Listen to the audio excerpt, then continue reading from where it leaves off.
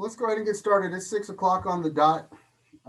Good evening, everyone. My name is LaRodrick Theodule. I'm a assistant principal and dean of students at Jesuit High School in Sacramento, California.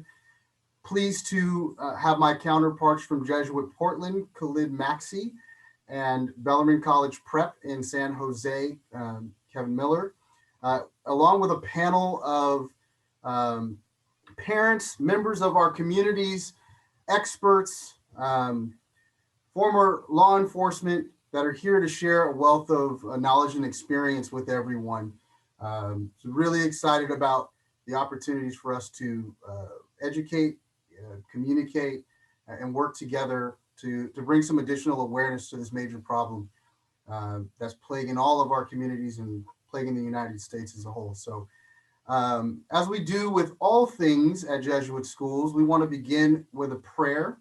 So I'm going to pass the floor over to my colleague, Kevin Miller, who's going to lead us in a quick prayer.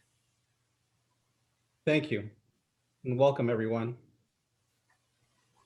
As Roderick said, let's begin as we do all things. Place ourselves in the presence of God. Take a deep breath in and out. Relax yourself and get yourself into the space where we are about to share. And so we pray. As we gather here in the harbor of your safety, we thank you for fellowship and family. Lord, we ask that you will strengthen us, restore us, and inspire us with your love. Fill us with your peace, so that as we journey onwards, we would pour out your love and grace to others. We ask that our souls would catch the wind of your spirit so that we would take your promises to all the earth.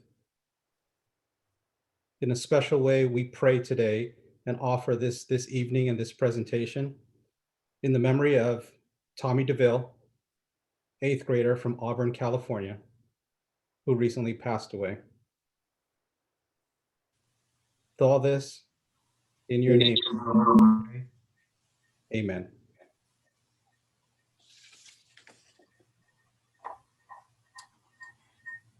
Thank you very much, Kevin. We appreciate that prayer. So just a couple of housekeeping items that I'd like to share with everybody out there. As you can see, we are sharing screens here. And so I want to talk a little bit about what the options you have as a participant are for both viewing the presentation and then also for participating actively with us.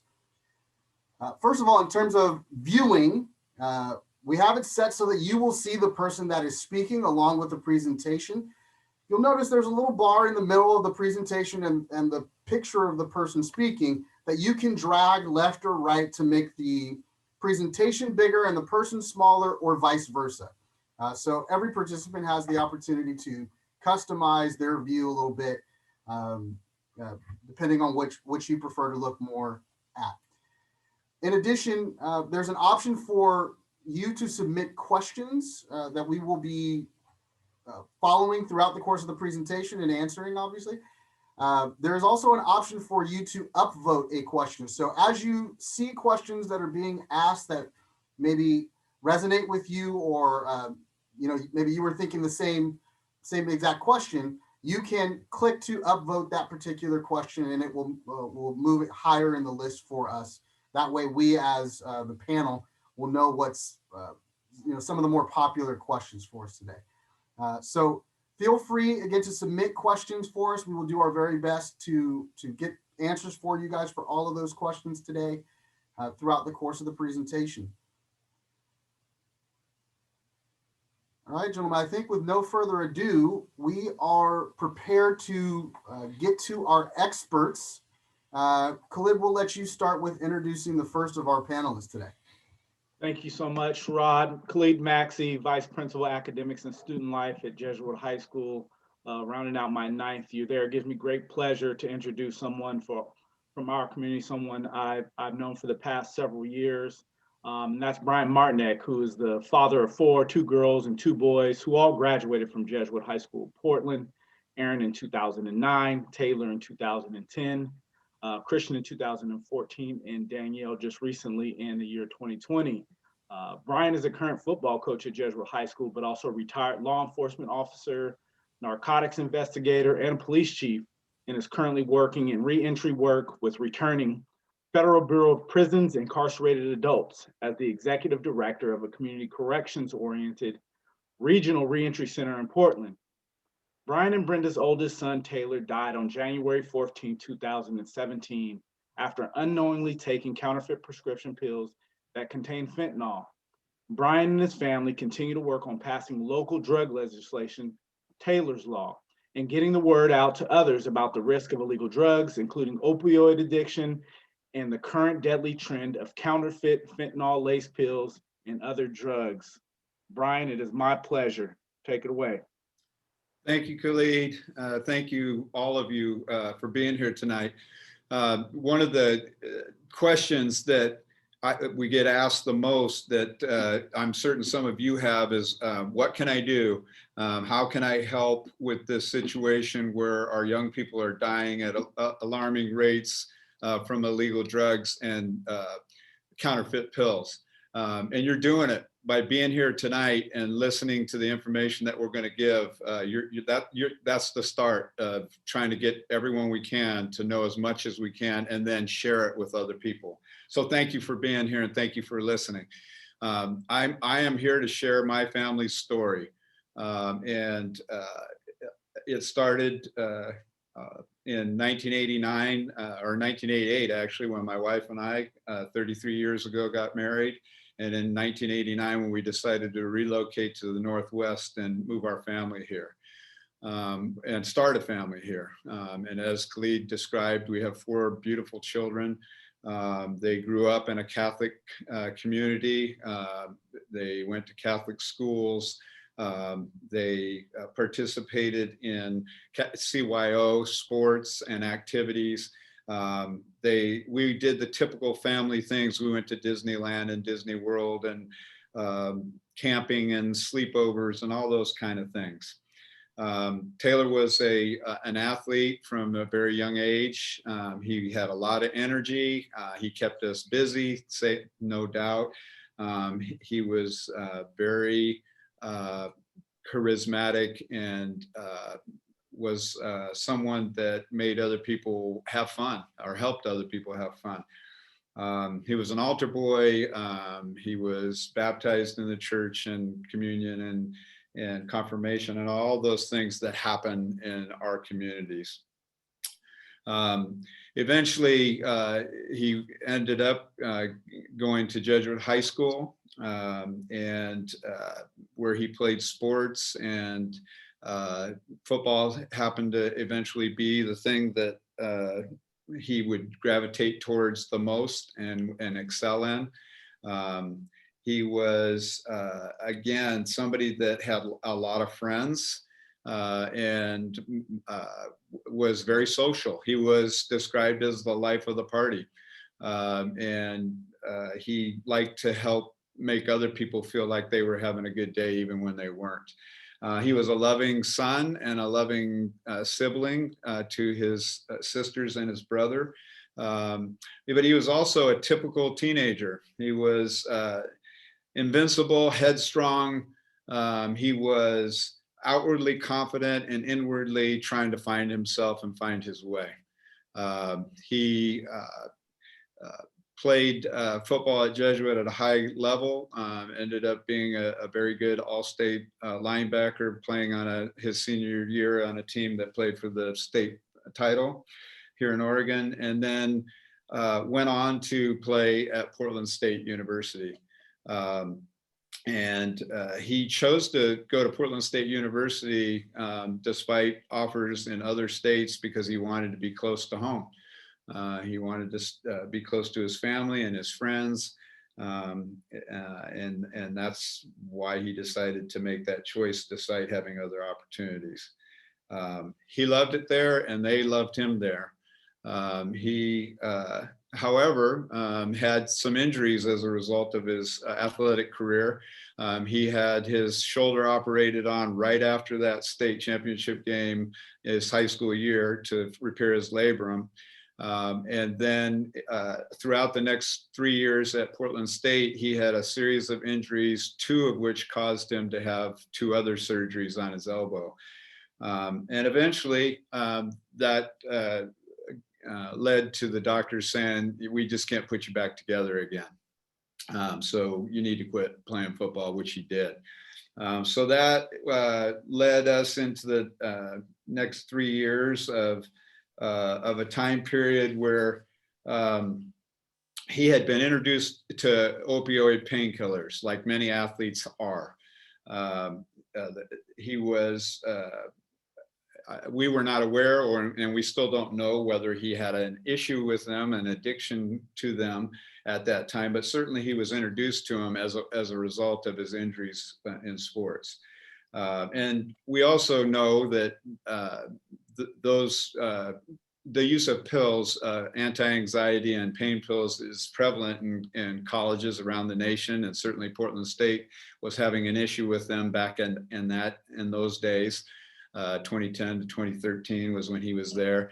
And they were also used as a social drug as well, a party drug. And that was part of their culture there. From 2014 to 2016, Taylor, it became apparent that Taylor had an addiction issue. We weren't sure what it was, whether it was alcohol or other drugs at first, but it became apparent that he had some type of addiction disorder. He spent that time, that was right after getting out of football, trying to find himself as somebody other than a high caliber athlete. And so he stayed at Portland State to try to go to school and also figure out what he was going to do with his life from there. And he struggled with that. There was a lot of stress and pressure and anxiety, like there is for anybody at that age, at that time. And he, at the same time, it became more and more apparent that he was struggling with addiction, which caused a lot of problems for him. And as a result, a lot of problems in our household. We were living with the nightmare roller coaster ride of someone with an addiction. And when Taylor was in his addiction, he was not the person that we had raised and that we loved so much. He was somebody completely different, and it was really difficult for all of us. It really caused a lot. It affected our family greatly. And it was very, very, it was a scary time in our lives. My wife, Brenda, and I spent those years really honestly trying to get him help in a society where help isn't as abundant or as apparent or as easy to get to as you would think. I am very well versed in the system that incorporates treatment and the courts and the jails and those types of things. And my wife is an educator with the Portland Public School Districts, and she knows her way around the systems, and we could not get our son the appropriate amount of help that he needed. And that's something that is a problem for lots of people. We're also fearful of fentanyl, a new synthetic opioid that had come out and run its way up from California to Oregon, and we knew that it was out there. And I had at least several discussions with Taylor about my concern that he would end up getting a hold of fentanyl, and that was like playing Russian roulette, because it is. And he was aware of it as best he could be through his addiction. We were able to eventually get Taylor into treatment. The first time he went, it was for 23, 24 days, a very inadequate amount of time to go through a treatment program, but it is what our insurance was able to do. And he was able to also talk his way out early because he was doing well immediately. But also because he had that type of personality that he could get people to believe that he was better than he was. that he had a series of incidents that led him into jail. His sister Erin was at that time a deputy sheriff in a local county here. And that was extremely hard for us as well. Myself being in law enforcement in the local area, and Erin being in current law enforcement at the time, to have him be arrested by colleagues of ours, and then also placed into the jails that we worked for. The second time in 2016, Taylor was able to get back into the treatment program, and it seemed to have made great progress for him. He came out of it with a newfound enthusiasm and positive attitude. He found a job that his boss supported his sobriety and knew about his issues with addiction disorder and wanted to help him through it. And so he was very successful there from the beginning. He got an apartment with two of his best friends from Jesuit High School who also supported his addiction disorder and his sobriety. And things were going very well. For the first time in several years, our holidays through Thanksgiving and Christmas were like holidays of old. It was Taylor back to being our Taylor, and being kind and compassionate and healthy and being a part of our celebration again, which had not been happening for a while because of his addiction. However, after Christmas in January, our family, Brenda and I, got the phone call that every parent fears. And we were on January, so I need to back up just a little bit. In January, shortly before the 14th, few days before that, Taylor relapsed for whatever reason. He was about to be promoted to a supervisor position in the 1st of February, and it may be that the stress from that was getting to him. We just don't know, but he relapsed and used again. His employer noticed that and sent him home. His roommates noticed that he was out of character and told him that if he was using, he couldn't stay with them anymore, which was the agreement. He called us the night before, and that's the last time we talked to him. We had a short phone call where we were concerned about him, and he was upset, and we figured that we would talk to him soon. We knew that he would have to find a new place to live, and we would help him with that. But the next day was a beautiful sunny day. It had snowed a lot that week, and it was beautiful, sunny, blue skies, but snow on the ground. And I actually was getting ready to go to the father-daughter dance that night with my daughter, Danielle. It was her first one as a freshman. She was 14 years old. When we got a call from Taylor's roommate that something was wrong and that he was not responsive. And we made a nightmare drive out to his apartment, where we learned from one of Aaron's coworkers, young deputy sheriff there, who had the unenviable task of telling me and Taylor's mom that our son had died.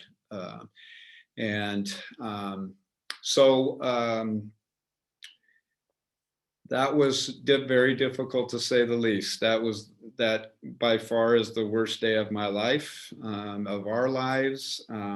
It shattered our world as we knew it. It was like someone had thrown a grenade into the middle of our family structure and dynamics, and we're still trying to recover from that. The last time we saw our son, other than in a casket, was on a gurney with a medical examiner. And we learned very shortly after that Taylor had gone out that night before and contacted a friend of his, who then contacted some other people, all of this by phone, by text message and social media, and arranged for someone to sell him what he thought was Xanax and oxycodone. The pills look like Xanax and oxycodone exactly. But unfortunately for Taylor, that game of Russian roulette, he lost on the last one, because the one pill that he took that night, that one Xanax pill, was 100% fentanyl, a deadly amount of fentanyl, which was pressed into a pill by a drug dealer. And so Taylor was an amazing young man that we lost too soon in life, that gave so much love and kindness to so many people. But as a result of somebody wanting to make money off of addiction, he died. And as a result of his addiction and the choice that he made, not unknowingly taking a pill that he had managed many times through his addiction, Xanax and hydrocodone. That's what he did. He did enough amounts of them to know that he could get high and not kill himself. But when you put fentanyl into that place, there is no managing it. You're only lucky if you survive it. The people that sold my son the pills were arrested. Two of them were, of several others. There were several others involved that weren't, but they served little to no time, because in the state of Oregon there is no ability to prosecute someone for the crime of murder through selling someone drugs. And that's what Taylor's Law, Oregon, is all about, and that's what we're trying to have.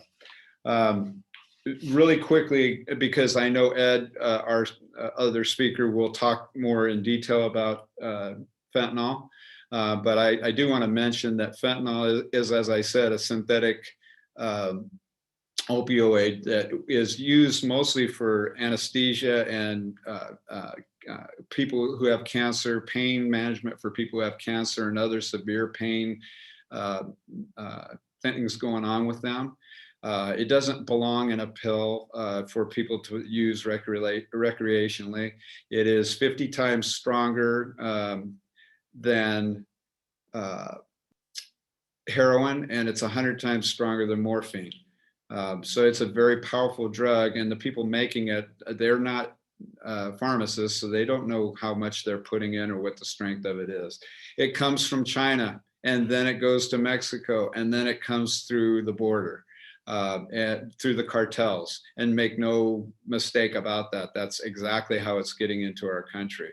And it is pervasive and available everywhere. It's used to cut heroin, cocaine, and methamphetamine as well. And these drug dealers that sell it, they're okay with it being strong enough to overdose someone, because the people who are addicted to it want to get the best high, and they are, that's an advertisement for them when someone overdoses on it, because of the strength of it.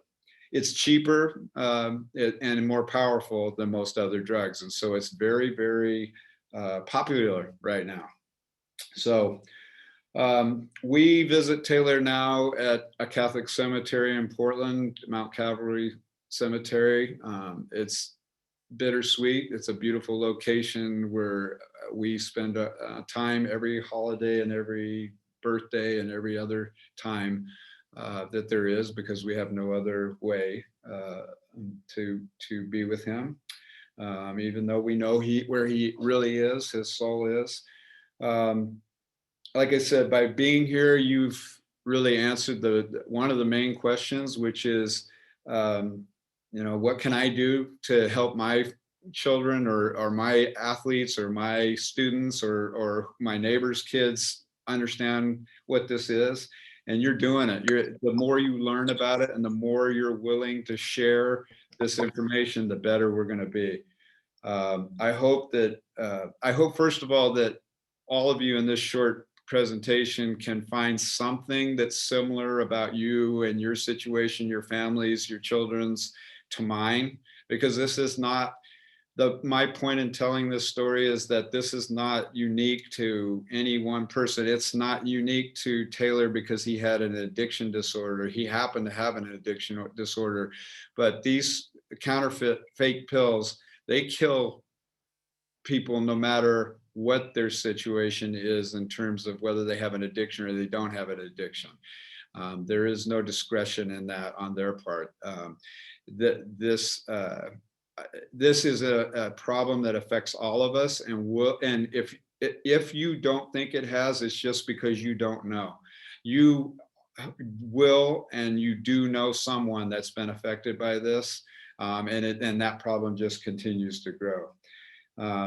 I hope that that you see that the Martinek family is okay, even though we're really still trying to heal, that you can survive a tragedy like this, and that it's okay to talk about it. In fact, it's necessary to talk about it. And I hope if anybody gets any second part besides learning about it, is that you're willing to talk about it, because this needs to be addressed in a way that a lot of different options of people are telling our young people about it, so that the one that they will listen to, they will listen to it and be able to make the right decision when they're put into that position of taking that pill, whether that's their peers, their coaches, their teachers, their neighbor, their uncle, aunt, whoever that might be. We all know that young people don't always listen to the people that we think that they should.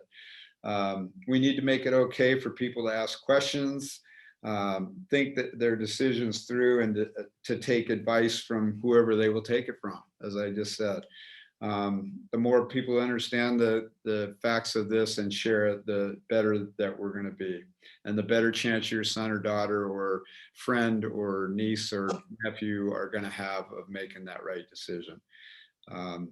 The last thing I'll just say, we are still working on our legislation here in Oregon. Very unfortunately, we are up against it here. We just passed a law that makes illegal drugs basically illegal for really what are large, what they consider user amounts, including methamphetamine, heroin, cocaine, and pills. I can be reached, or my family can be reached, through Taylor's Law Oregon on Facebook, or taylorslawOregon@gmail.com. And I appreciate you listening. Thank you.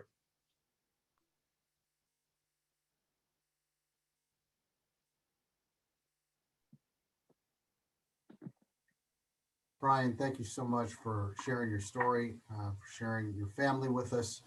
We appreciate all of your knowledge and expertise and your experience. I do want to note for folks, there are a few questions that are being asked in the question and answer. We will have a question and answer session at the end as well. But maybe one question for you currently, Brian, that maybe you can help us answer, or any of our panelists. What do you recommend for grief work for parents?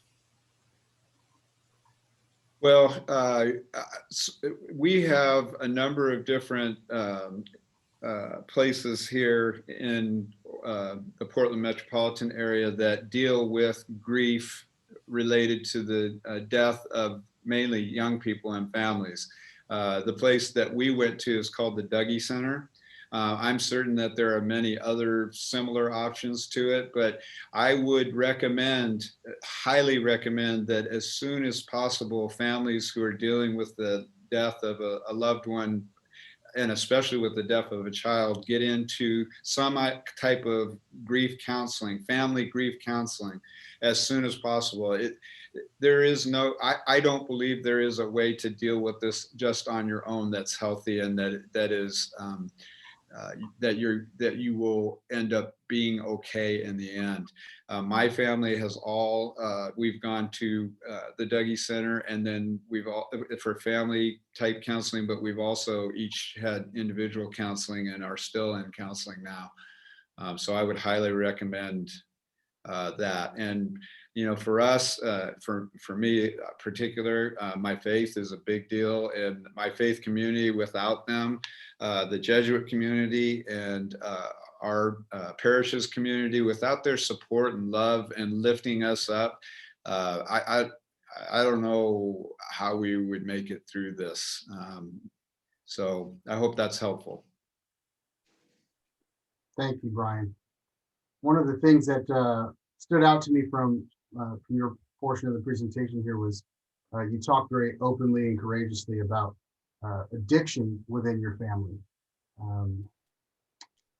And you also made a note for us that addiction is not the only problem here. The young man that we mentioned in the prayer, Tommy DeVille from Auburn, California, was an 8th grader. So this problem is impacting people on all ends of the spectrum, from experimentation all the way through full addiction.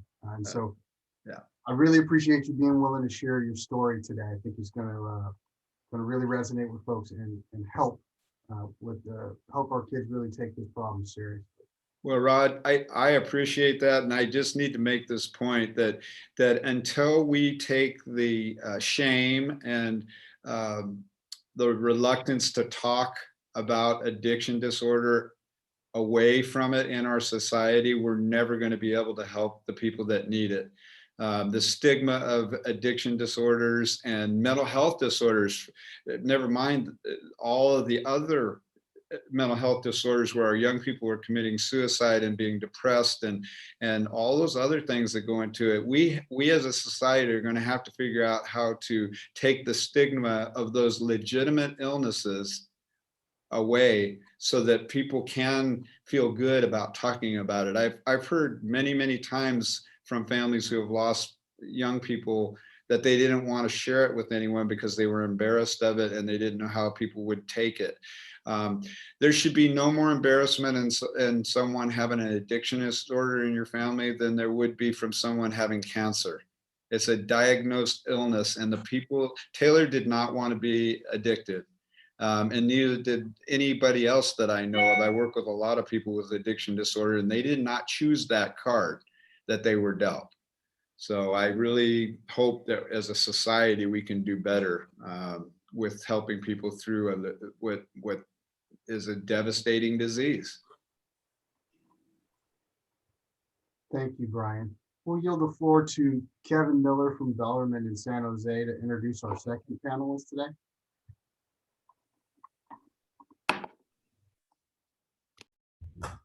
Thank you. Once again, thank you, Brian.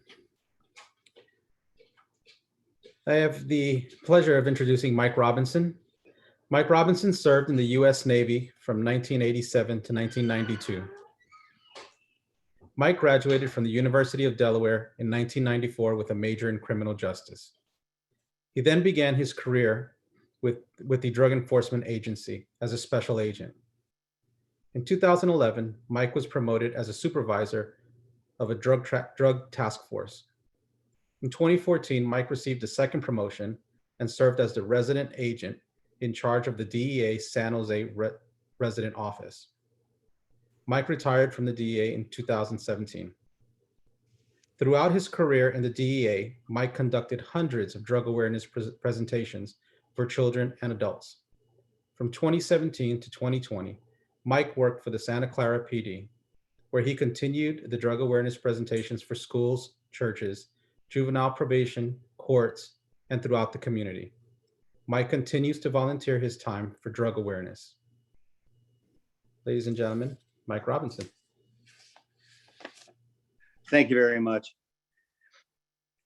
And Brian, thank you so much for sharing your story. It's so important. Am I coming across the, Ken, can you see me okay? I'm having a little technical difficulty here. Yes, I'm Mike, you've got power back. I appreciate I got power back. Through a power outage. Copy. So you can see me well, yes? Yes, thank you. Okay. Ladies and gentlemen, thank you so much for giving your time tonight to listen to us. Brian, thank you so much for your story. And thank you so much for everything that you've done in the community to make it better. Thoughts and prayers with you and your family. As was stated earlier, I've been having some technical difficulties here. I'm in Florida, and we just had a massive storm that came through and knocked out my power. But apparently it's back on right now, and hope it stays on. So we're here to talk about primarily fake pills, but to understand the fake pills, we have to know how we got here. So I'd like to give an overview of the drug, I guess, evolution.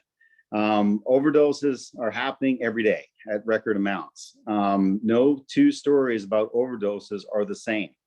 The fact is, there's been millions over the last decade of overdoses, and each one is their independent story. It is truly an epidemic.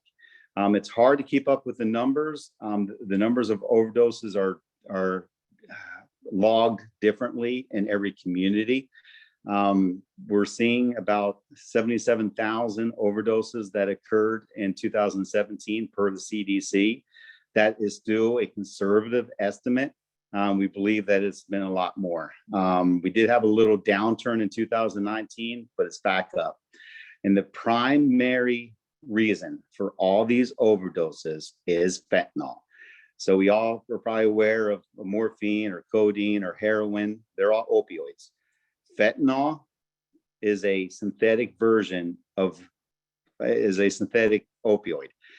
It's about 100 times stronger than heroin itself. And now we have even other types of fentanyl out there, other analogs, if you will, carfentanil, that's even about 1,000 times stronger. So we're seeing this. So, and note, let's take a step back, and we're going to talk about how we got here and why we have this massive epidemic of overdoses occurring in the drug addiction. Our kids, even though we think we're in a sheltered community, especially with the Jesuit school system, everybody's very tight knit. Our kids are living in a drug culture. They see it in the movies. They see it on paraphernalia, or on clothing. They see it while they're gaming. A lot of the games have references to drugs. They see it. So culture is all around them. If you, as an adult, mention the word lean to your kids, they'll probably chuckle. Lean is referenced in almost every rap song. It is a mixture of Sprite and codeine, and there's been a lot of overdoses with it. Also called purple fizz and purple drank. It's been around for a while. Again, it's got codeine in it, which is an opioid, and that begins the process of the addiction. So if we could pop over to the next slide. So we think that our kids are sheltered, but the culture is all around them. No matter what you do, they're going to turn on the radio, they're going to hear something, they're going to turn on the TV, they're going to see something. But this generation has something that no other generation had. That's instant access to the entire world. The cell phone. That cell phone in their hand can connect them to everything. They can watch the videos, TikTok, all the drug references, the whole drug culture is in the palm of their hand as they're sitting next to you at the TV or whatever you're doing in your house. Not only is the drug culture coming through on those cell phones, but also accessibility. How did these kids get drugs? Very simple. That cell phone. There's a lot of apps and stuff where they can go ahead and get onto the dark web and order, or maybe not even that hard. Snapchat. A number of overdoses. The investigations have went back and found out that the kids obtained the counterfeit pills through Snapchat. The dealers are logging in right to your kids on their phones, communicating and delivering right to the front door. A lot of the delivery is unique. They have drop boxes too. So the kids can order stuff online, pay for it through a gift card. So mom and dad never know there was an expenditure. And then that gift card purchases the drugs. The drugs are delivered to a drop box. The kids go and pick it up at the drop box. Or turnkey kids just have it delivered to home before mom and dad get home. Or to a neighbor's house that they know it's not there. The accessibility is all there, and it's with the phones. I have 2 teens. I constantly go through their phones all the time. It's something that we have to do as adults. You can put the filters on, but the kids know how to do an end around. They know how to get through on this stuff. So the drugs are coming in through the phones for one. There's other ways as well, just local kids that they know in the area and stuff like that. But I want to draw attention to the phones and the accessibility of the phones. All right, if we can move on to the next slide, please. When I gave the drug presentations, it's normally about a 90-minute conversation, very interactive. I move around a lot. So this is my very first webinar. So I hope that I'm at least getting some points across here. I'm not very comfortable in this element, so please bear with me. But when I do make the in-person presentations, I try to make 3 points for the kids and for the adults. Everybody needs to make healthy choices. You only get one mind, one body, and one brain. There's no do-overs. The kids can go ahead and play their video games, and they can respawn after they have a death in that, their character's death in that game. But in real life, you never come back. Second slide. The other point, and this is big, with drugs, you never know what you're going to get. My apologies to Forrest Gump. We all know that drugs are bad. Cocaine's bad, meth's bad. All the psychoactive drugs are bad. But that's not all that you get with drugs. Besides the addictive drugs, there's other materials, toxins that are being ingested by the user. They are the byproducts of the drugs, the binders that hold that drug together, and the cutting agents. Cutting agents are what you add to a drug to make it more plentiful. So if I'm a drug dealer and I have an ounce of fentanyl or I have an ounce of cocaine, I'm going to want to put other cutting agents in it so I can turn 1 ounce into 4 ounces, and I'm going to quadruple my money. That's drug trafficking 101. It's done all the time. So the first point, again, is that you only have one life. Healthy choices matter. Second point is that with drugs, you never know what you're going to get. It's constant game of Russian roulette. My third point I want to make is that the potency and the purity of today's drugs are higher than ever before. This is not exaggeration. The potency and the purity of today's drugs are the highest ever. I'm going to show us several drugs where this is going to really drive this point home. And this point matters. It matters a lot. Next slide. So before we get into it all, we all need to realize how fragile the human brain is. A baby is born and that brain is developing all the way up until they're 25. 26 in some cases. That frontal lobe's not connected. That brain is constantly developing. So I had a great moment, parenting moment the other day. My kid came home, he got ranked pretty high in his high school. And I said, hey, you're a very smart kid. And he says, Dad, I'm 16. My brain hasn't even fully developed yet. Just wait till it does. God bless you, kid, you get it. That brain has to have the right materials in it. Naturally, as you eat well, it's going to develop well. When you put in a foreign chemical into that brain, it's going to have an effect. There's a common thought that kids like to experiment with drugs. It's not an experiment. An experiment is when you don't know what's going to happen. If I have a cell phone and I think, hey, let's submerge in water and see what happens. Well, I guess that's an experiment now. In the old days, you would just kill the cell phone, but now they're waterproof. But with an experiment, you don't know what the outcome is. With putting drugs into a developing brain, we know the outcome. You're going to have problems. You're going to have overdoses. You're going to have develop.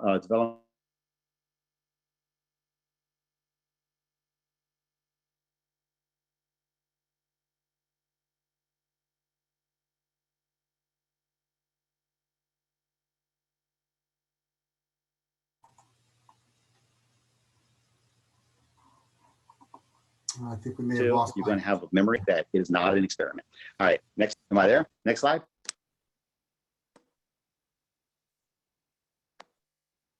Uh-oh. Am I having problems here? Yeah, we lost you for a second there, Mike, but you're back now.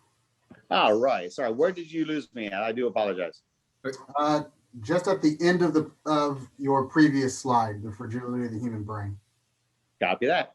All right, my screen is blank right now, so I'm not seeing anything. So we're going to keep on trying to move along here. Guys, I sincerely apologize about this. This is not how I hoped my first webinar would go. So on slide 7, that was that should have been the fragility of the brain. All right. What do we have showing on it now? Why start? So a lot of kids our children right now are going through things that we can't really imagine. When we would go to school, if we had a great day, fantastic. If not, when you got home, the day ended. It doesn't happen that way with the kids now.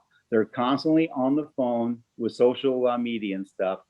All the problems they had at school continues with them throughout the night. They're texting their friends, they're Snapchatting with their friends. It never ends. The anxiety is so high. And that's why you're seeing like Xanax, those kind of pills are being abused right now. And that's why it also, you can make a lot of money on the fake anti-anxiety medicines by adding fentanyl as well. So all of these, any prescribed drug can be a fake drug, and you never know what you're going to get. Another reason that the kids want to do it is because they feel like there's peer pressure. What I would always tell those kids is that if the person's trying to get you to do something bad, misery loves company. The best way for me to feel better about myself is to affirm my poor decision making with other peers and have them do it as well. And what I always tell parents is, with kids, if you want to see their future, show me your friends. Peer pressure should not be a factor. It is, don't get me wrong, but to paddle back on peer pressure being a factor with drug abuse, if your kids are around the wrong group, they're going to get into it. So know who your kids are hanging out with. Meet the parents. Let's get back to that. Go through their phones, look at their interactions and stuff. And also, a lot of times the kids want to do it because, well, they went through a traumatic event. They have some type of issue that really pushes them to it. They're in a dark place, depression, and then they try the drug. But the problem with that is that once that drug wears off, okay, it was a high, but now those factors are still present. That the initial reason for these kids taking the drugs has to be addressed and has to be analyzed. And then obviously, like Brian just mentioned, we are seeing a large number of kids getting addicted to opioids after surgery. Great athletes that you would never think that would ever end up in that position. They go in, they have knee surgery or whatever, they're given Oxycontin, they're given Vicodin, they're given Percocet, and then there's an addiction that comes in. We are seeing that. It's a self-prescribed addiction that we've seen. Okay. Next slide is what? Sure. A couple questions for you that I think are pertinent right now to where you're at. A couple of folks have asked about checking phones. Any tips on what they should be looking for or how they might monitor apps like Snapchat? Yes. So the biggest issue with that is that there's a lot of those dark apps. I would suggest that the parents get online and just basically Google dangerous apps for kids. Look through that. I retired, a while back. I haven't given a presentation in a year now with COVID and everything. I used to have a running list of the new apps, but all I did was every day before a presentation, go on Google and just basically search for dangerous apps for kids, or whatever search how you want to place it. And there's a lot of very good websites out there to keep tracking these things. There's also a thing called the calculator app. I think we all have iPhones or Androids. We have the calculator on there, that very traditional calculator. Well, there's another app that looks exactly like that same calculator icon that hides all of the darker apps behind it. So you take a look at your kid's phone. Oh, he's got 2 calculator apps, or he deleted the original app. Click on that calculator and make sure it's truly a calculator. That's just one of the tips. But yes, get online. You can always look to see. And then going through Snapchat, there are some apps that you can get where you're mirroring in your phone can work as a mirror to your kid's phone. That would be an extreme way of monitoring them. But what I would do is just every couple of days, just flick through the kid's Snapchat, flip through his text messaging, just to make sure everything was good. Okay. Thank you. We'll move ahead to your next slide here. How we got here, prescription to addiction. Yep. That again is the kids that have the that go through a surgery and they're getting addicted to the painkillers through it. So we have prescribed our way into it. Okay. Are we on slide 10 now? Oh no, not again. Yes. Are we on slide 10? Yes. How we got here, prescription to addiction. Okay, go ahead and go to the next slide, please. Is that the faces of meth? Yes. Okay, so I think we've all seen this, the faces of meth. It's a good way to show before and after. What I try to tell the kids, you're taking in a toxic drug. You are what you eat. If the parents remember the Super Size Me episode, when you just eat nothing but McDonald's, you end up looking like a Big Mac at the end.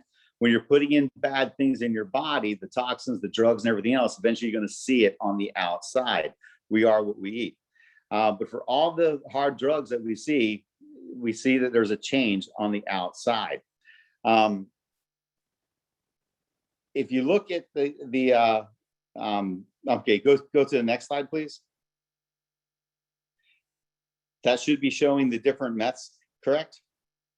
So, Yes. Fantastic. So, if you take a look at the yellow substance there, that's meth back in the 1990s. When I first got on the job at DEA, the meth back then was about 5 to 7% meth. That's all it was.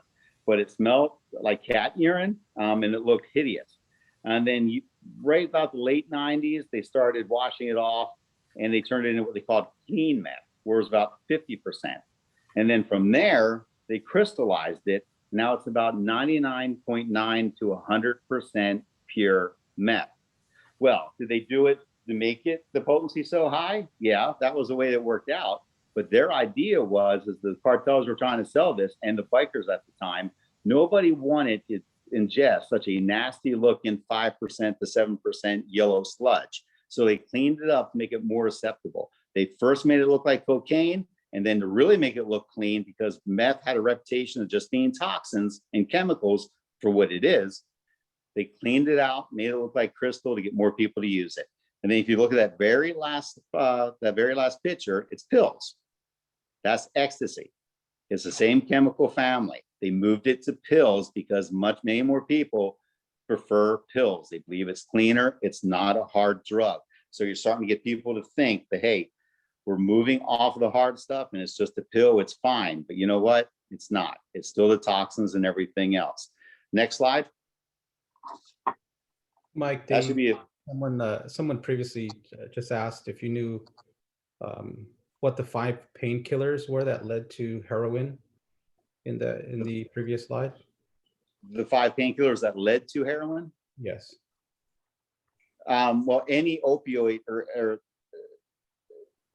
it isn't that, well, if you're addicted to the pharmaceuticals, the opioids, if you then have those opioids taken away from you, you're going to look for other opioids. Heroin is an opioid. So a lot of times what we're seeing is we have a new peak of people using heroin because these are pill poppers that could no longer get that pill. Heroin is much easier to get out on the street. But right now, the fake pills are even easier to get off the street.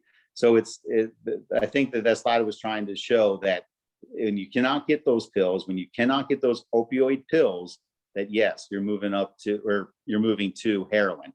But let's also remember, unless that heroin that can also have fentanyl in it, it might not be as potent as one of these fake pills with fentanyl in it. Does that make sense? Yep. All right, the next slide. Are we back at the raves? Yes. Okay, so the kids were taking these pills, basically MDMA, ecstasy, Molly. It's all in the meth family. These are kids, high schoolers that you wouldn't think were meth heads, but they are. They bought into the fact that these were pills. They're safe. They're fine. They're just pills. A lot of them have colors. It looks like candy. And in fact, it's called Skittles on the street with the kids. They take it. It has an effect. Okay, next slide. Are we at marijuana? Yes. Okay, here's another great showing of the potency and purity increasing. Back when most of us adults were kids, marijuana had a THC factor of about 3%. THC is a psychoactive ingredient in marijuana that gives you that high. So you naturally grow it, it's about 3%. And then the rest of the chemicals in there, the CBDs and all that, even out the rest of the, make out the 100%. Well, what happened was they started doing indoor grows where they would manufacture higher THC levels. So we started seeing going into these dispensaries for marijuana that the THC level was well above 30. if not 38%. None of that really matters now because you can extract the THC from the marijuana at a rate of about 95% and go ahead and ingest that. That's the dabs. That's it's also called honey oil. It's also called shatter. We're literally extracting the THC directly from the marijuana. This is a problem because we just went through decades of saying that marijuana is medical. That, hey, we don't want the illegal stuff. We don't want the illicit marijuana. We just want the medical marijuana. Well, the truth is marijuana is just grown from the same seed. When it grows up, it doesn't say, hey, I want to be medical or I want to be illegal. It's the same stuff. The whole problem with marijuana is the THC. We are seeing what it's doing to the kids. We now know that it diminishes learning ability. It harms long-term and short-term memory. And THC, when it's high, when it's over 40%, over 30%, is absolutely addictive. Absolutely addictive. The kids are getting, my cousin's daughter never did drugs. She did a dab upon graduating from high school. She had addiction for 5 years that went all the way to opioids, and she was homeless. It happens. We need to start looking at this stuff. We also know that marijuana being used by a developing brain leads to depression in the 20s. It makes sense. THC goes to the part in the body to give you the high. Well, when the THC goes into your synapses up there in your brain, it fills them up, gives you that high, but it doesn't really wear off. It kind of leaves a little bit of residue. Eventually, that part of your brain starts getting cut off. And now you're not getting the natural dopamines and stuff that you're supposed to be getting that's going to go into the brain at that point. So what happens? Depression. Depression is coming at a high rate with these kids.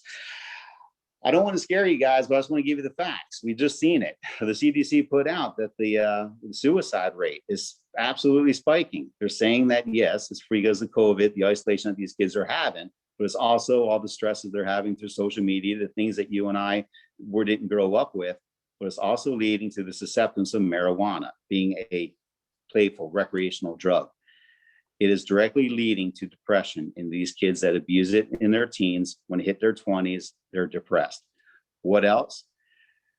I'm probably going to surprise you guys on this one here, because I think a lot of us probably watched that old movie. What was it called? Reefer Madness. The government put it out. Don't smoke marijuana. You're going to go crazy. Psychosis. You're going to go out of your brain crazy. Well, it was inflated. It was over the top, but it had a seed of truth. THC, when abused in the developing brain, absolutely does lead to psychosis. Does it happen much when it's 3%? No, it happens, but not much. Not at the size of this epidemic that we're seeing right now. But when it's at 95%, you're absolutely seeing it. You have kids in mental institutions right now for psychosis directly related to marijuana. Look into the I don't have the sites in front of me, I apologize, but they're in the medical journals. We're seeing a high amount of kids going for psychiatric help due to the abuse of the THC. Again, 3%, we can have a conversation about it. At 95%, we are directly harming these kids. And we tell them that, hey, it's medical, it's acceptable. It's kind of like when it's a pill, it's safer. It's not true. They are both, that's both fake information. A lot of parents and stuff will be using CBD, and the kids see that and move right on with marijuana. We have to have a taboo for these drugs. They have to know that they're not safe. When we start removing the taboo, acting like it's cool, this is what we're seeing, a big increase of kids doing it. A lot of kids aren't going to do something if it's illegal. When you remove the barriers and taboos, they're more likely to do it. That's just the way kids work. They always push the envelope. All right, next slide, please. Mike, as we move to your next slide, I want to point out one of the questions asked about whether or not we're seeing laced marijuana edibles, brownies, cookies, that sort of thing, and talks a lot about the terrible adverse effects that are causing some emergency medical intervention. That's what you're talking about right now, the increase in the percentage of marijuana, percentage of THC in marijuana is, whether that's flower, marijuana, or edibles, is leading to real serious issues for us. Absolutely. Go ahead and go to the next slide. I think that one's going to show some of the edibles. Yes. Yes. Yes. So those edibles are very unique. Take a good look at them. Do you think they're being marketed to you and I, or do you think they're being marketed to the kids? They are packages that the kids are aware of. The kids think are safe. It's a little play on some of the brands that the kids know, and they think that it's safe. The problem is, it's just like the fake pills. So, you can, when you make an OxyContin or you make a Vicodin, when you put, you need that opioid to get somebody addicted, to get somebody a high. So you can basically take whatever you want to make the pill, but you've got to put the fentanyl in there for the opioid effect. Well, when they do it, they basically just put a bucket and they're going to throw down whatever binders they want, and they're just going to go ahead and put in the fentanyl, stir it up, and start pressing the pills. Well, some pills will have a smaller amount of fentanyl, where other ones will have bigger amounts. It's called hot spots. The exact same thing occurs with edibles. You extract the THC from the marijuana, you go ahead and you put in whatever baking product you want, or sodas or whatever else, and then you start dividing it up from there. You never know how much THC is going into each and every one of those edibles. So maybe you have one that's only 17% THC, but then all of a sudden, boom, you got one that's 40 or 45%. You never know. Again, with drugs, it's like a box of chocolates. You never know what you're going to get. You never know how much THC you're going to get. There's a lot of those edible companies that have no idea how much THC is in there, or if it is THC. There's just like fentanyl is a synthetic version of the opioid. They have a thing called K2 and spice. That's a synthetic version of THC. They use that as well. And there's been a lot of overdoses with that. And one day, back in, I don't recall the year, but you had 98 overdoses from that synthetic version of THC called spice in New England. It was a massive overdose rate because all these people had hotspots. It hits it. Does that answer the question?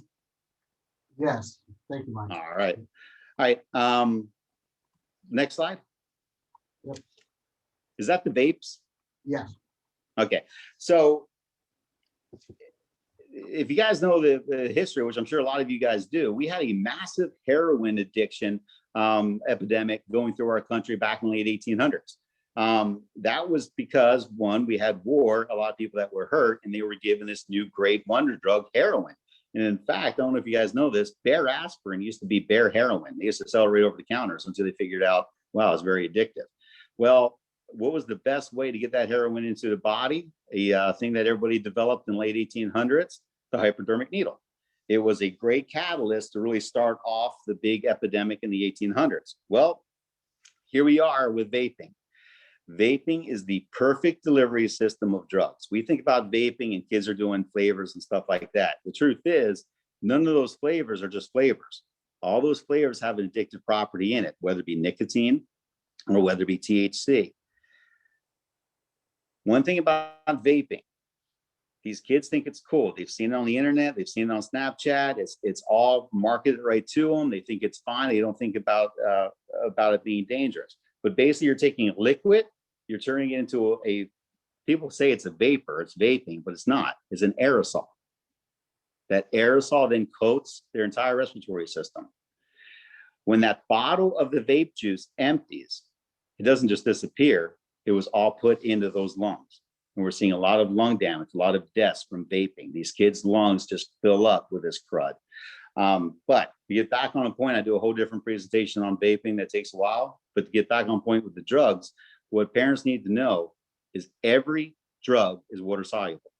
Every drug can be vaped.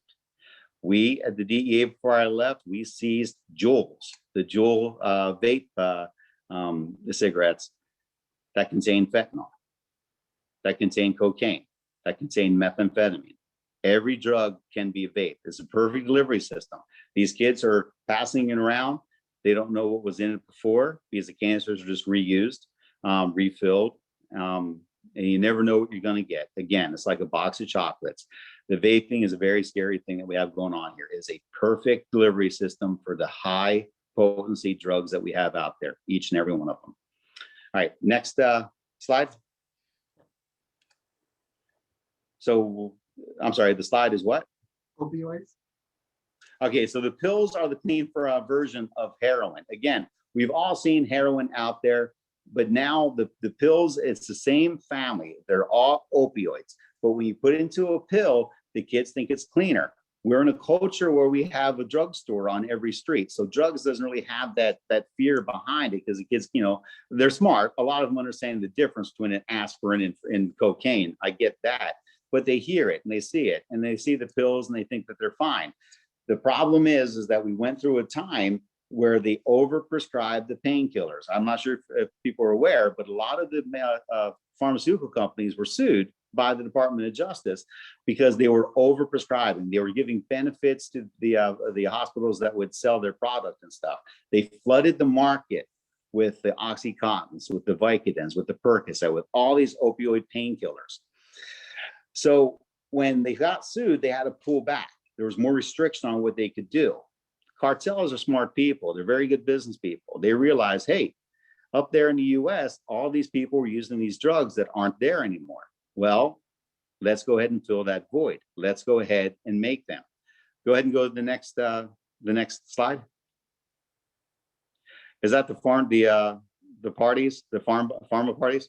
Yeah. So like the raves that we had, years ago, which they're still there. Don't get me wrong. The raves are still going on, but in our culture right now, what's going on, a lot of high school and middle school and college kids are having pharma parties. Hey, go to your grandmom's house, go to your aunt's house, go to your parents' house and grab whatever prescription drugs they have and bring them in, and they literally put them in the bowl there. Take a look at that photo. It's real. It's not altered. It's not. That was taken from somebody's Facebook page. These kids will put it on Instagram and everything. It's out there. The kids don't see a stigma with these pharmaceutical pills. Go ahead and go to the next one. Is this the pill press? Mm-hmm. So for you guys know how these pills are put together. And a pharmaceutical place, they go ahead and when they make the pills, they get the perfect amount of codeine, they get the perfect amount of morphine, they get the perfect amount of whatever opioid they want to put in their pills. The other picture there is the drug lab that we've seized. China sends the fentanyl out to the cartels in Mexico. In Mexico, they go ahead and they make their own little labs. They're just like if you guys saw Breaking Bad, the meth labs that they have. These are not nearly like the shiny objects in Breaking Bad. These are very rogue, very dirty, clandestine labs where they make this. They'll go ahead and find whatever binder they need, put it into a big bucket, put in the fentanyl, whatever amount they think they need, stir it up. And again, you now never know how much fentanyl goes into each of these pills. Maybe it's not going to kill you. Maybe it will. You never know what you're going to get. All right, next slide. Potency and purity. The potency, so this is just to give you guys an idea. It only takes a small grain of fentanyl to put up with several grams or more of heroin. Fentanyl has many analogs. You now have carfentanil and you have other fentanyls as well that are even more deadly. And they are being produced often in China. And again, sent through FedEx to rogue little labs here in the US or in massive amounts, literally tanker trucks or tanker ships out to Mexico. The problem's only going to get worse with the potency and impurity. We have to get ahead of this and educate the kids and educate the adults. We have to understand how deadly these are. And it's a shame that we have so many of these overdoses every day. Next slide. And twice. So that's it. Hope I wasn't too poor there. My first webinar ever. I'm not used to doing this like this. And normally they're 90 minutes, as you can tell. I love to talk. Don't necessarily like to hear myself, but I do love to talk. Hopefully a lot of this information is new to individuals. You can share it with others. Hopefully a lot of people have a different view on this. I was in the Bay Area and I would give presentations on marijuana and I get booed off the stage. That's not what they wanted to hear, but it's fact. It's fact.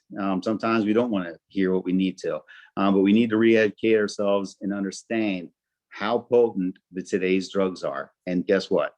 Marijuana is a drug. I'm going to leave it with this. Marijuana is classified as a Schedule I drug. If anybody knows the way that scheduling works, a Schedule II drug can be highly addictive, but have a medical property to it. Marijuana is put down as a Schedule I drug. There's debate to try to bring it down because people believe that CBD, when it's actually truly CBD, can help you. Another reason that marijuana is on the Schedule I side is that it's the only drug that works as a depressant, a stimulant, and a hallucinogenic. When you have all those different factors going into a developing brain, you're going to have a problem as that brain fully develops. Okay, any other questions or anything? Thank you very much, Mike. We do Okay, have a few questions that I think are more general. We'll save until the end. We have one last panelist to share with us today, Ed Turnan, that I have the pleasure of introducing. Ed is a Jesuit High School Sacramento alumnus, class of 1979, and graduated from Santa Clara University in 1983, where he met his wife, Mary. Ed and Mary's youngest son, Charlie, died in May of 2020 after taking a fake Percocet he purchased online. Since that time, Ed has dedicated his energy to informing students, parents, and educators about the new risk posed by fentanyl and counterfeit pills.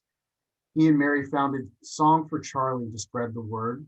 And if you'd like to learn more about Song for Charlie, you can visit their website at www.songforcharlie.com. Thank you for being here with us today, Ed. Yeah, thank you, Rod. And thank you, everyone. It's just a quick correction, it's songforcharlie.org. I'm going to share my screen. And while I figure this out, I'm thinking maybe since we're in hour 2 here, people might want to stretch for a second and take another centering breath. It's been an hour of a very, difficult subject. And I hope you'll hang in there with me for just a few more minutes, because I want to put a little bit of a different twist on the problem we're talking about. And I want to direct my comments primarily to the students.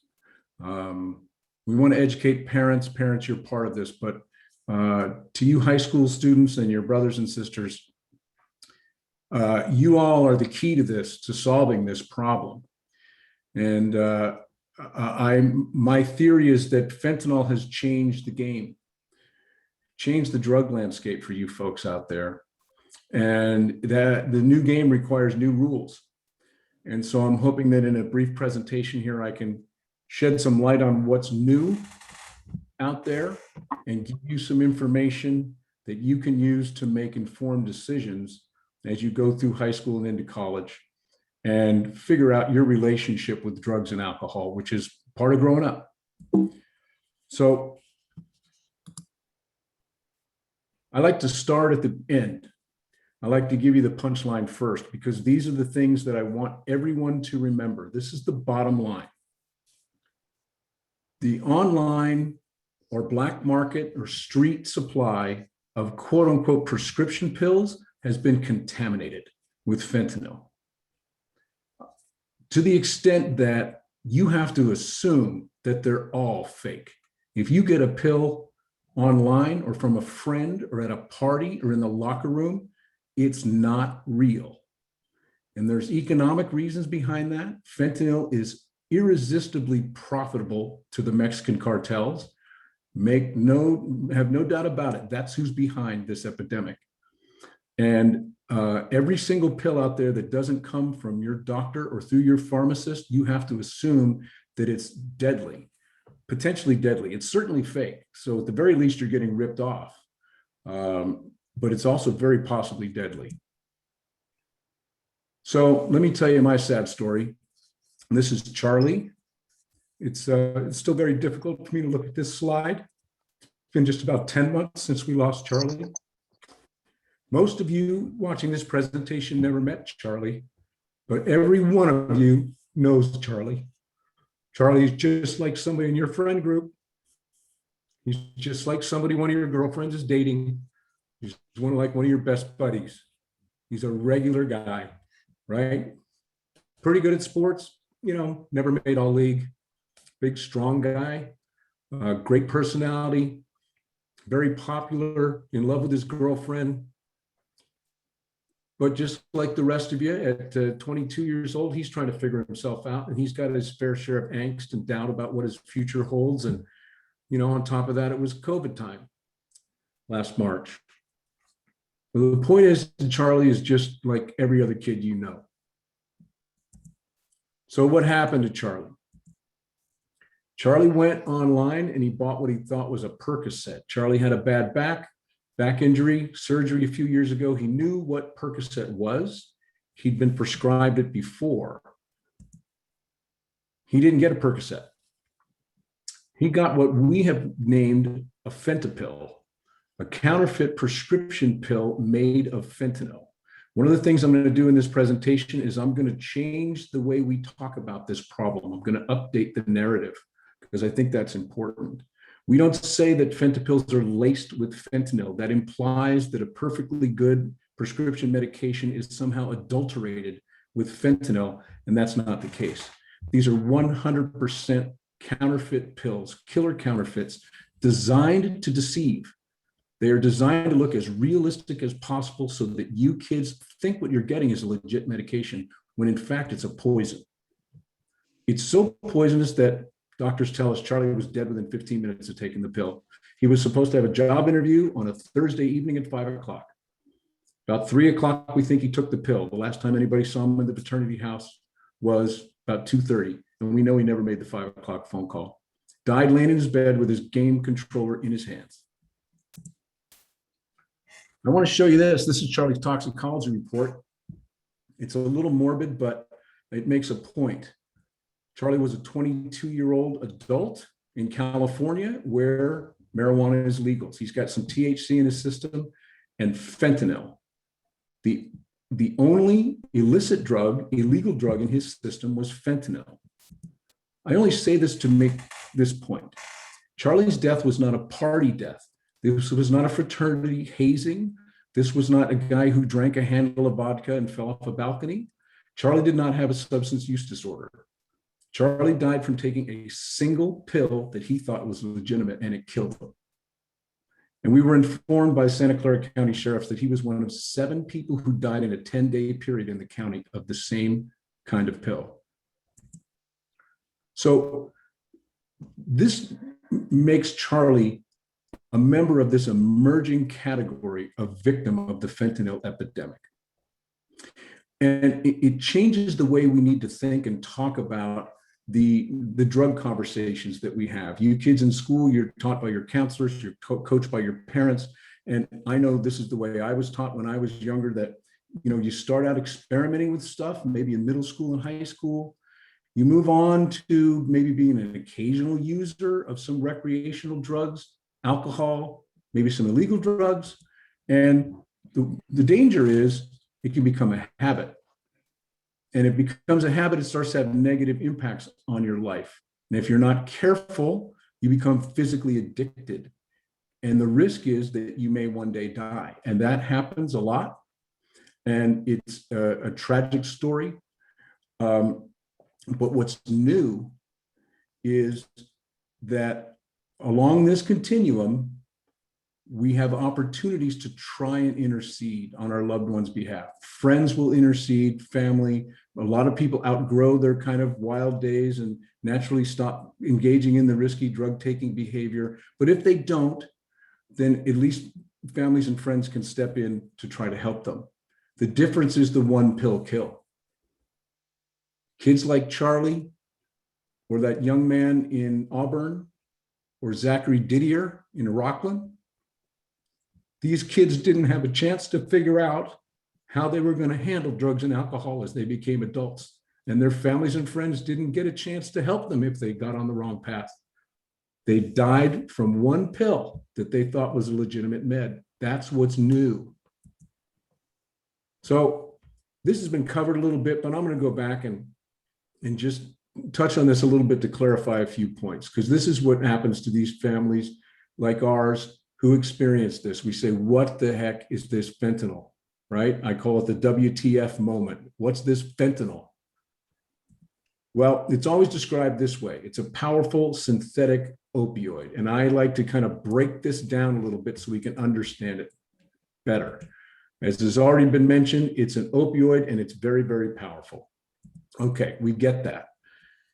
It's got legitimate medical uses, but I want to make this distinction.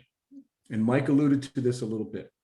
The fentanyl that's being sold on the street, that's ending up in these pills and these other drugs, is not the pharmaceutical grade fentanyl that's manufactured in legitimate pharmaceutical companies here in the United States.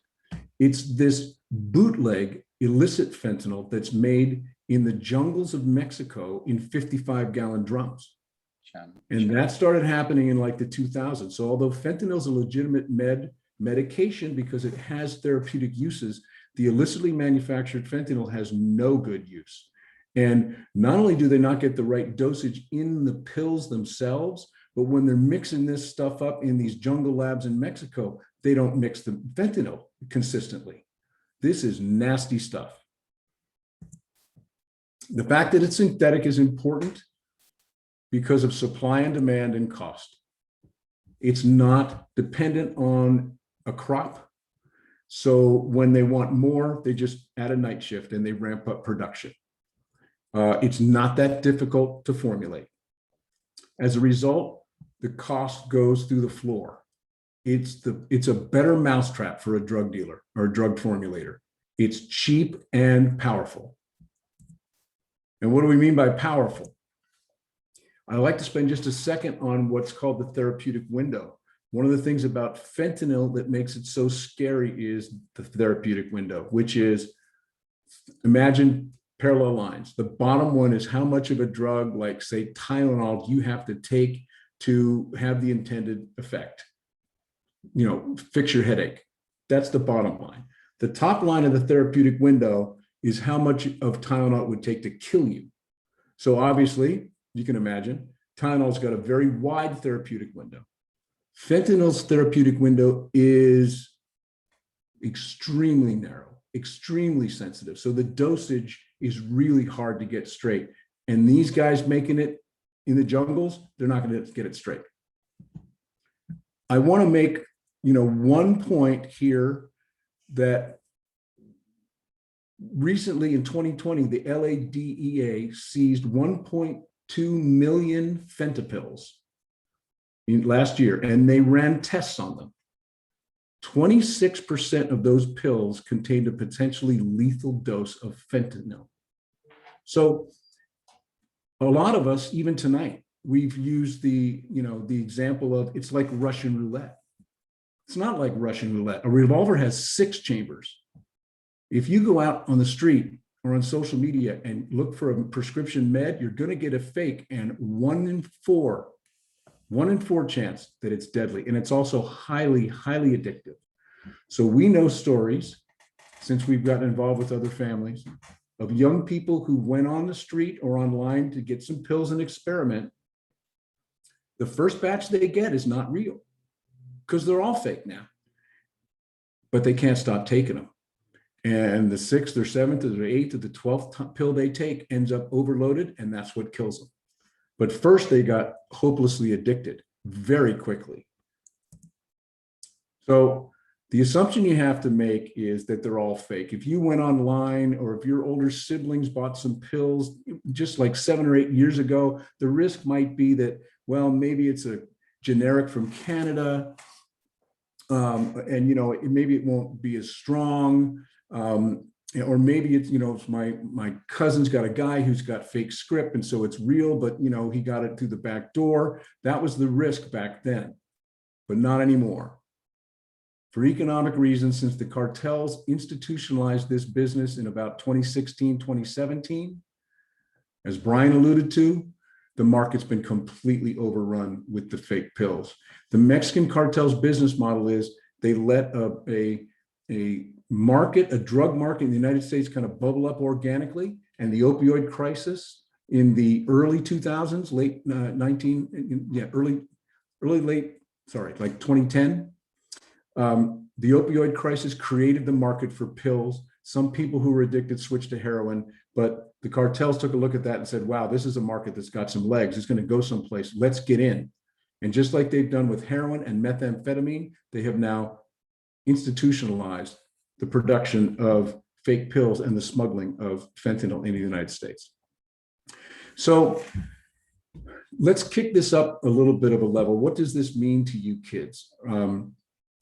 My theory, and others have said this a little bit different way, but I have a theory that your generation, you students right now who are in high school, you might just be the most stressed out generation in history. And I know there'll be people that argue with me about that, and they'll give the old, uphill to school both ways in the snow talk about how it was tougher when I was young and all that kind of stuff. But they didn't have the 24/7, 365 data overload from the internet and social media and constant social pressure that you guys have. That's very real. Your stress is legit. These pills are not. But the synthetic drugs like fentanyl are not going to go away. And there's others right behind them. There's synthetic alprazolam. Clonazepam is 50 times stronger than Xanax, and that's out there, and that's killing young people. Fake pills made of a supercharged Xanax. So the synthetics are not going to go away, and neither is your stress. And that means that stress management, dealing with anxiety, is no longer something that's really optional. It's kind of like a survival skill. You have to take that very seriously. And you've been taught probably already that it's a good thing to develop positive coping skills.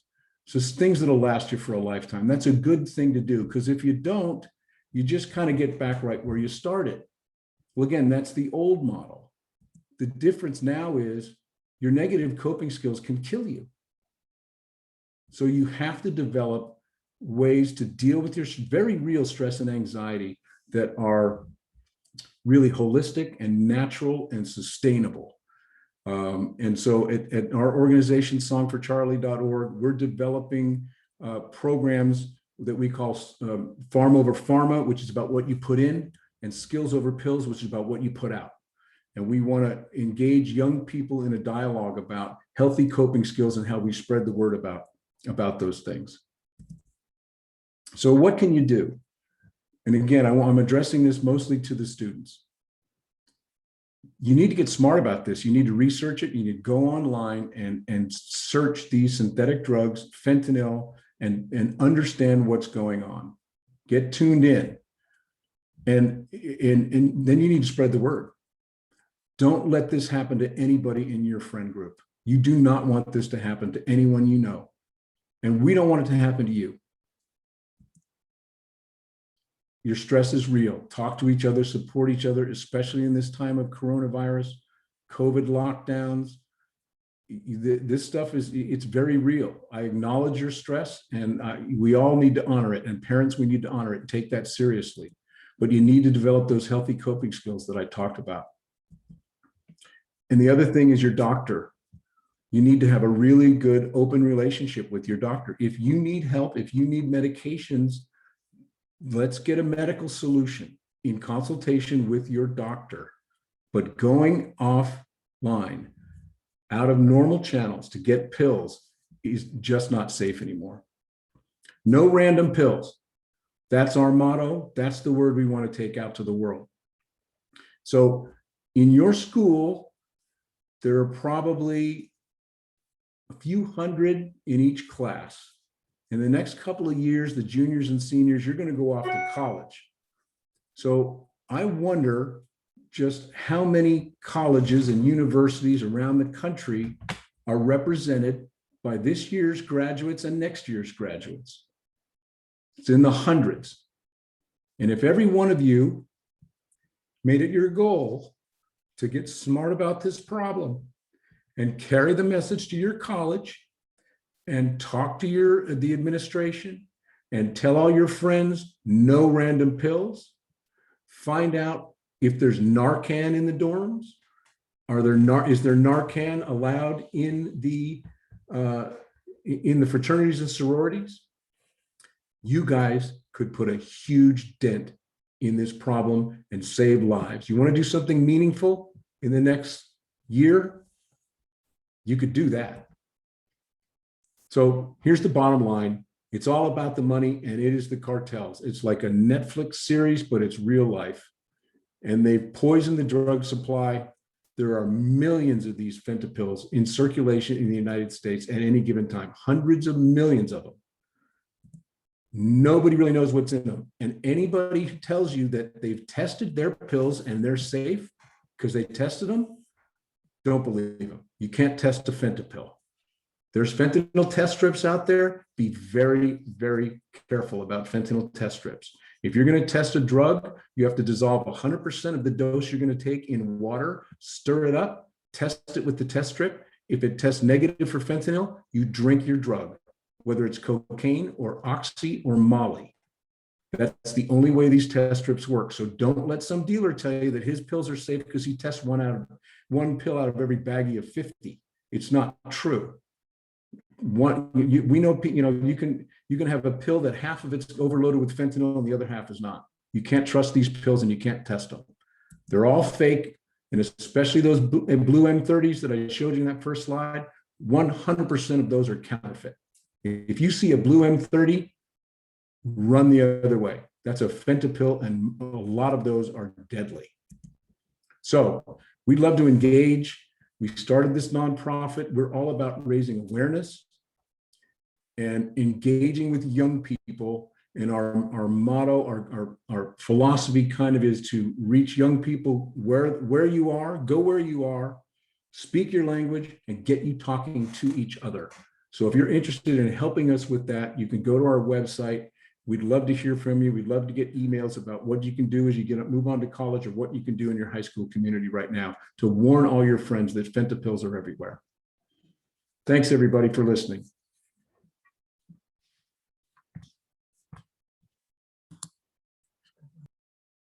I'd like to answer one of the questions that came through, and it says, what are your best tips for helping kids say no to drugs? And I think we may all have a perspective on this. I don't know. I've been working in high schools for the last 17 years. No better thing than getting involved in peer pressure. And when I say peer pressure, it's like sending that message. The students' classmates are going to be their best deterrents for doing drugs. The company you keep, getting involved in teams and things like that have a positive aspect where they're not spending their time in education. I mean, educating our students, they may not listen in the moment, but like Mr. Turner and Mr. Martinick and Mr. Robinson said, we do need to get this information out in front of our students. And I even polled a bunch of seniors in my homeroom class, and they were clueless. They didn't know anything. So education is definitely the next best step, because our students are oftentimes smarter than we give them credit for. So we need to get the information in their hands first and foremost. Thank you, Khalid. We have a couple of additional questions that have been uploaded I want for us to address. The first one is, if your child needs to have a surgery, are there pain meds that you would recommend that are not addictive? And that's an open question for anyone on the panel. Mike, I think you're on mute.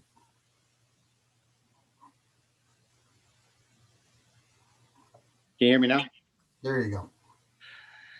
I know that we put out a lot of information that's really scary, but the truth is kids are going to have surgery. Adults are going to have surgery. The great thing right now is that a lot of almost every doctor out there knows about pain management. So before, when you would have surgery or sent home with, 30 or 60 or 90, Vicodins or Oxycontins, now you're sent home with, 5 or maybe 10 at best. So this education that the doctors are well aware of. They know how to help with the pain management and the other supplemental drugs that they can take for it. So just have that communication with the doctor, with the nurses, and talk about effective pain management with knowledge that abuse could lead to addiction. And if I could, Rod, I'd like to jump in here because we had this experience with our other young people. When that isn't the case and the doctor does describe 90 pills, you need to advocate. You need to be informed as parents and advocate that they don't do that, because it does still happen. I agree with Mike that most of the medical community is aware of the problem, but for whatever reason, it still does happen where doctors are giving out way more pain medication than is needed. And then the other thing I would say to parents is set the expectation that the pain medication, the opioid pain medication, when it's necessary, is only going to be used until they can transition to something without it. And as soon as possible, transition to something without it. There are other options besides opioid medications, and you need to ask your doctors to consider that depending on the situation.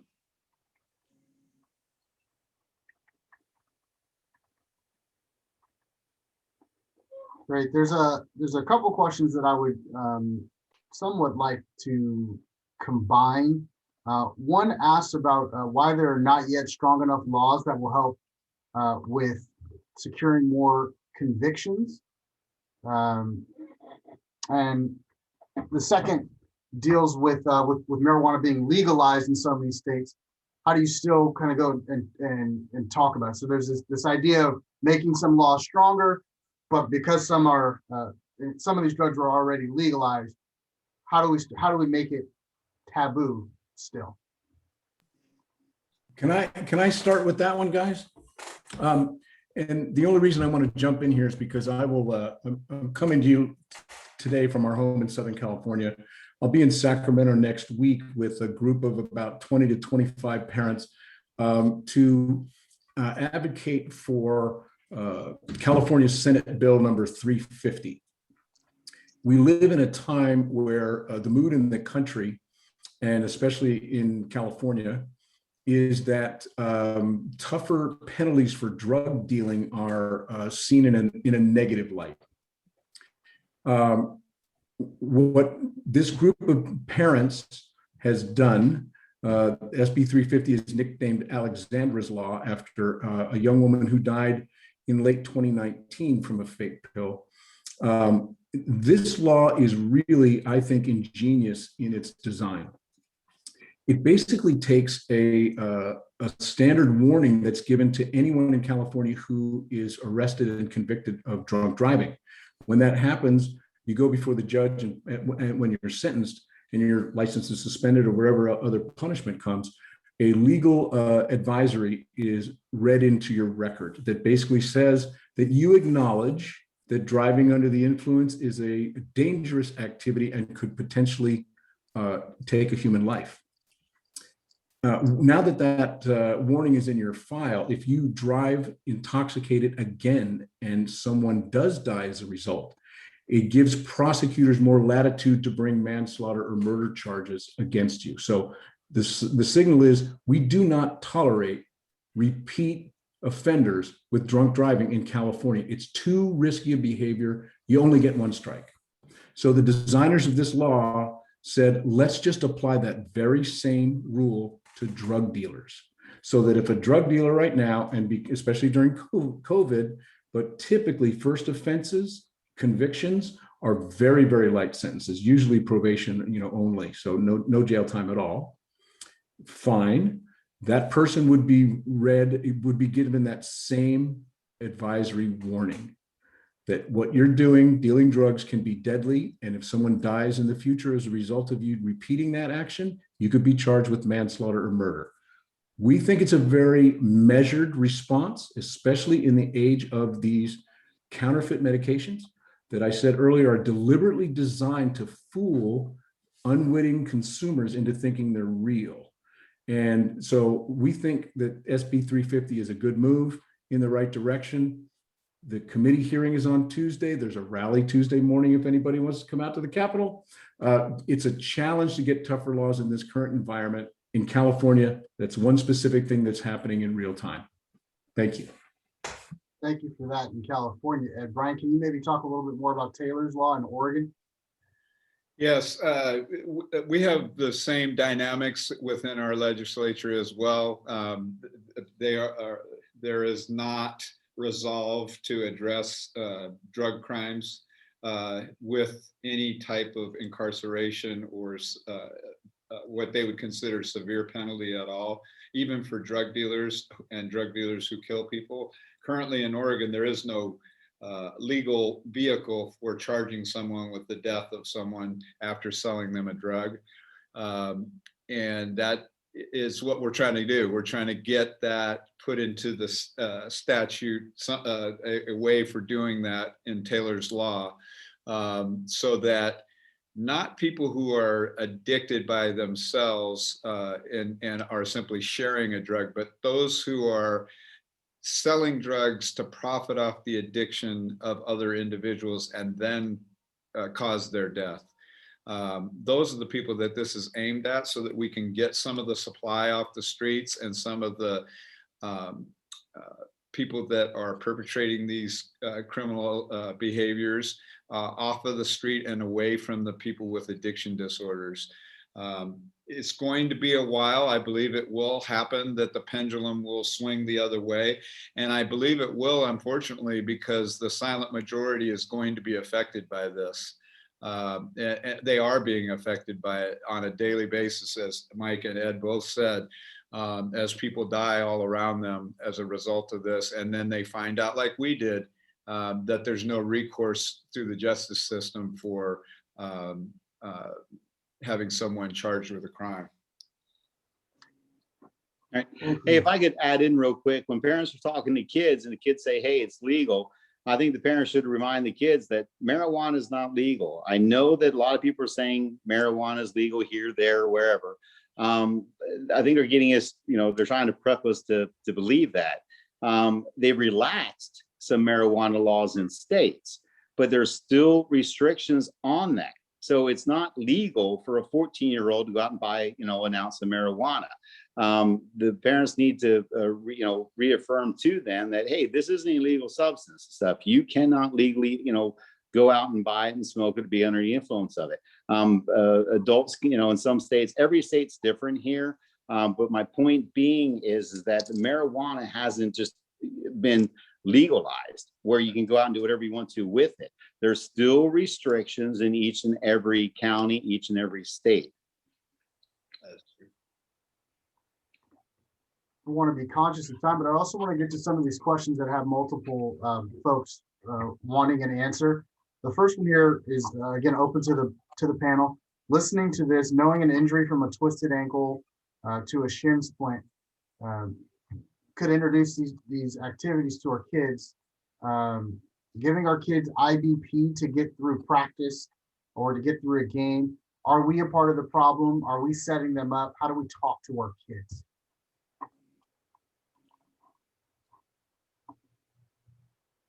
Well, Rod, I think that we, meaning all of us, that our culture is part of the problem. The culture of a pill will cure anything is part of the problem.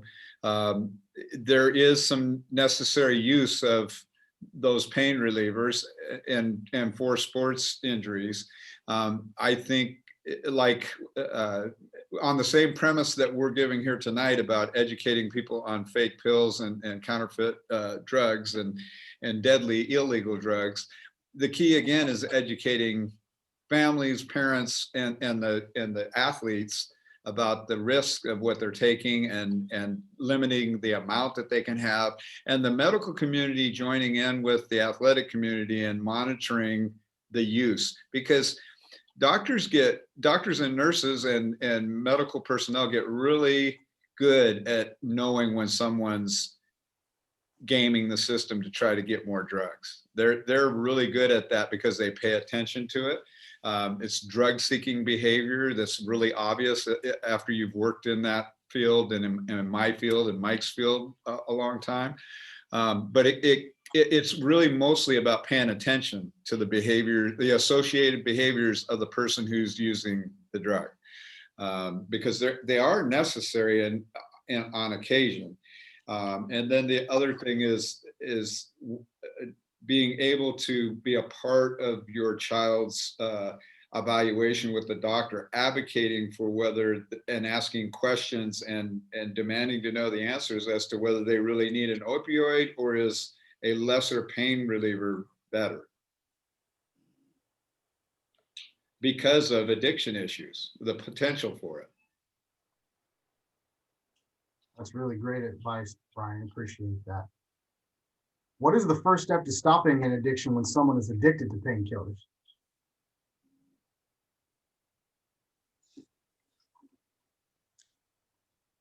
I don't have the answer for that. I just know this, that addiction chooses who it wants to, and it happens because of the chemical makeup of each individual's brain. It either happens or doesn't happen because of that. And there's no way to predict it. So much like Ed's philosophy, you just have to assume that it can be, and in some cases will be addictive, and have those conversations with your young people before they start using pills for legitimate reasons or not legitimate reasons. It's Mike's point. I had the same attitude when we were doing DARE programs. We need to be in the classrooms of those elementary school aged kids. We need to be in front of the parents of those elementary aged kids, educating them as to what the reality of this situation is with these drugs, especially given the potency that Mike described to us on it. It's not the same game. It's not like when I was growing up, and the consequences are very different. And I'll just add, as a dean of students who works with families on a variety of different issues, from addiction to video games to addiction to drugs and anything in between. If we wait until the addiction is in full gear, it's too late. I think it's important that we create a culture of communication within our families, where our kids are taught to feel comfortable coming to us to talk about everything. That doesn't mean that there aren't consequences for their behavior. There aren't expectations, that reasonable expectations set from parents to students, but creating an atmosphere in which they feel comfortable talking as early as possible helps when you get to more difficult situations later on in life. I agree. A couple more questions. Oh, I'm sorry, go ahead, Cliff. No, Rod, there was a question about this power struggle with students and their phones, which is something, as a dean and a school administrator, I typically hear annually. I will say this is more of a coffee table issue, and I'm assuming your students aren't paying their own bills and laying down the expectations of what the responsibility is to have a phone. And part of that responsibility is that I really need to know what's going on in your life as your parent. And so one of the payments or responsibilities is you're going to need to let me check your phone whenever I want at random. This is not a schedule. If I feel like I just need to go through your phone, and if they don't want to comply and you're having a power struggle, maybe it's time for that to just kind of cut off by chance, and then they may revisit that. And that's just one strategy, but it may be World War III and you may need to go to battle. And I would just add that this isn't all, there's no absolutes, but typically when a student fights back, there's a reason they're fighting back. That's right. And Well said. it may create some tough conversations for you at home, but again, setting those expectations that we're a family that's going to communicate about everything, no matter what's going on, and then following through with it by doing things like being active in monitoring what they're doing through social media, through their communication channels with their friends, where even outside of social media. That's a part of building that culture. So a couple more questions, gentlemen. Since we are past the 7:30 hour, would you say that edibles are more addictive than pills? That's hard because everybody has their own addiction level, and you never know how much THC is in it in the edible. You're constantly, playing with fire. You never know the amount of, fentanyl, per pill. You never know the amount of THC per edibles. You can get addicted to cocaine just as quickly as you can get addicted to, the high potency THC. meth or whatever. So there's an addiction. Everybody has their own addiction level. You never know when it's going to kick in until it's too late. You're just playing with fire with any of those highly addictive drugs. And one point that I'd like to add, and maybe you can speak a little bit more on this, Mike or Brian or Ed. There seems to be sort of two categories of thinking about drugs. There's pills, and then there's marijuana. And I want to talk a little bit about dispelling the myth that marijuana is a little cleaner. Specifically, we're starting to hear stories about marijuana that's laced with fentanyl because of its addictive properties, and just the dealers wanting folks to come back for more. Can you maybe talk a little bit about the intersection between marijuana and fentanyl, whether that be through vaping or through flower marijuana? Well, I think a lot of people forget with marijuana, it is a carcinogen. It is, addictive. I mean, we already know, on every pack of cigarettes, it says, may cause cancer, will cause cancer, does cause cancer. The same exact thing with marijuana. There's more tar in marijuana.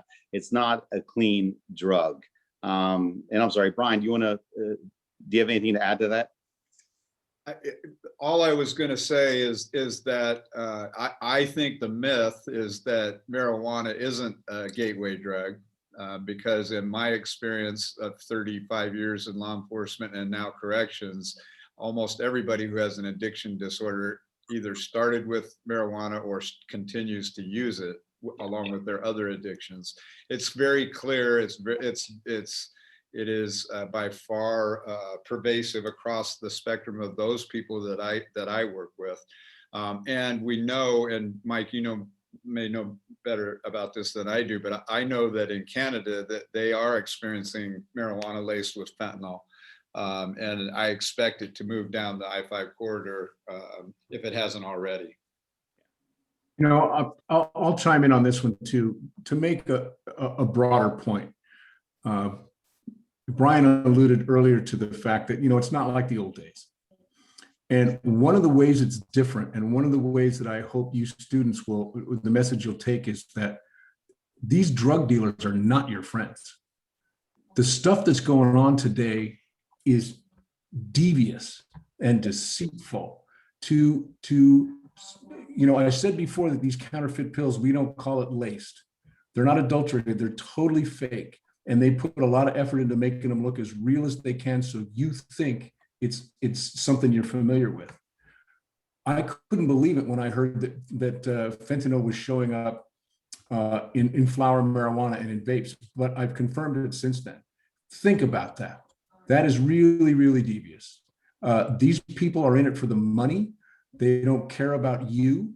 It's not like the old days where it was like, in the 70s, it's like, let's get some grass, and I know this guy, and he's a friend of a friend, and it's harmless fun. Sadly, those days are over. It's a new game with new rules, and these dealers are not your friends. And the ones like 1 degree of separation on social media, you have no idea who that person is. And your best interest is not in that person's mind at all. So I'll just try to make that point as well. These dealers, they're not your friends. Our final question asks, there's a difference between something being legal and moral. Do we feel like our nation is going through a moral dilemma in many aspects? I will just say short answer, yes. And the answer for me is the connectedness of the world now is very different. The world that our kids are growing up in is very different than the world that many of us grew up in. And it just highlights the importance of us having conversations like we've had today. So I really, really appreciate all of you gentlemen that have taken the time to put this presentation together today, to share your stories, to share your expertise. Again, we hope this information is going to be helpful to saving a life or some lives. We're hoping to continue the conversation. And there was one other question that I forgot that specifically asked about information about attending at the Capitol on Tuesday. You can maybe share some information about. Right. Yeah, the bill goes before the Public Safety Committee. Their meeting starts at the Capitol Building downtown Sacramento at 9 o'clock in the morning. Some of us families are going to gather there about 8 with signs. We will make ourselves known. We expect at least 50 people. We're hoping to get more. And there will be a press conference after the hearing, whether or not it passes through committee. And some of us activists or advocates who've been working on this will make some comments after that. So like 9 to 11 or 12, you'll see some of us in front of the Capitol building on Tuesday, March 23rd. Join us if you're in town.